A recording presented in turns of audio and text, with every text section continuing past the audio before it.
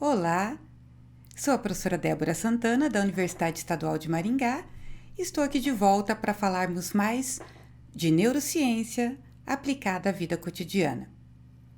Vamos começar agora uma série falando sobre o segundo cérebro. Todo mundo sabe que tem um cérebro na cabeça que é tão especial porque coordena as nossas funções. Mas eu quero dizer hoje para você que nós temos também um segundo cérebro. É o apelido que a gente dá para o sistema nervoso entérico. O sistema nervoso entérico, nosso segundo cérebro, é o sistema que coordena as funções do trato gastrointestinal. É isso mesmo. O segundo cérebro está no intestino. Sabia que você tem no intestino muitos neurônios? Muitos mesmo. Se fôssemos somar o número de neurônios que tem no nosso intestino, daria o mesmo número daqueles que estão em toda a medula espinal, dentro da coluna vertebral.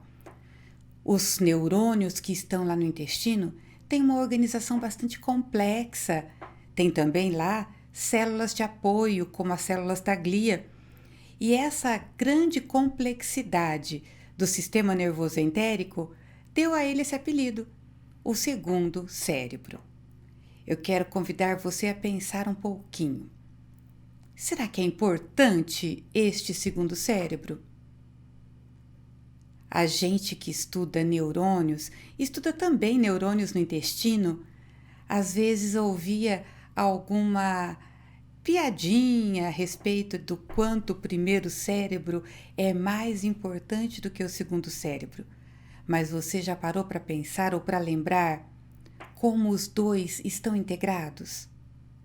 Tem gente que quando tem uma alteração emocional lá no primeiro cérebro, na hora desanda o segundo cérebro.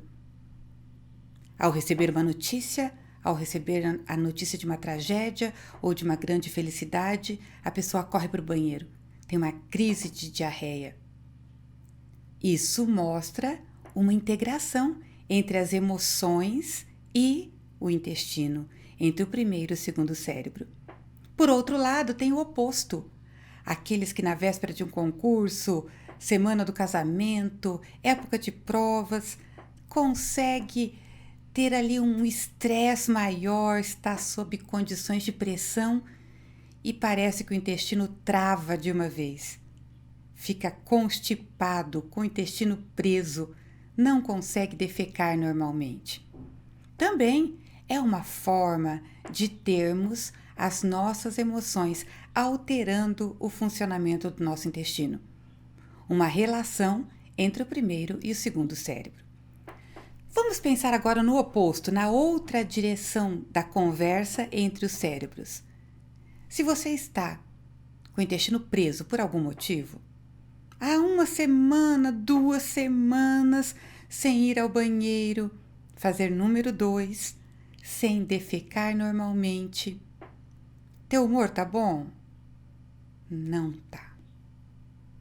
As toxinas absorvidas por aquelas fezes que permanecem tanto tempo no intestino alteram o funcionamento cerebral e, consequentemente, as emoções e o humor.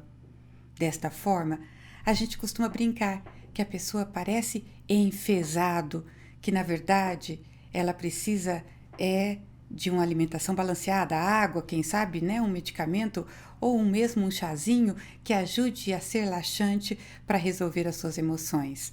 A gente vê isso em bebês, às vezes estão lá com a barriguinha doendo, depois que enchem a fralda param de chorar. E a gente fala popularmente, fulano está enfesado. Da mesma forma, se você está num dia após comer um alimento que não lhe caiu bem, como a diarreia, não é um momento para ter uma boa concentração e fazer uma prova difícil, não é verdade? Pois existe então integração. E essa integração é uma integração real. Existem nervos do cérebro que se relacionam com os neurônios do intestino. Por exemplo, o nervo vago, que é um grande nervo do sistema parasimpático, ele tem conexões diretas como uma avenida de mão dupla que leva e traz informações do nosso intestino para o nosso encéfalo. Também temos conexões da medula com o intestino e do intestino com a medula, por meio de gânglios e do sistema simpático, que principalmente na parte final do intestino ajuda a controlar ali o reflexo da defecação, o trânsito intestinal. Quando nós pensamos nesta integração primeiro e segundo cérebro, nós pensamos também em hormônios e em substâncias que funcionam como neurotransmissores. Existem compostos como a serotonina, conhecida por todos nós como um neurotransmissor do cérebro, que também é um neurotransmissor no sistema nervoso entérico lá no intestino, mas é produzida pelo próprio intestino.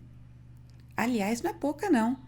Quase que 90% da quantidade de serotonina que está no nosso corpo veio, na verdade, do intestino.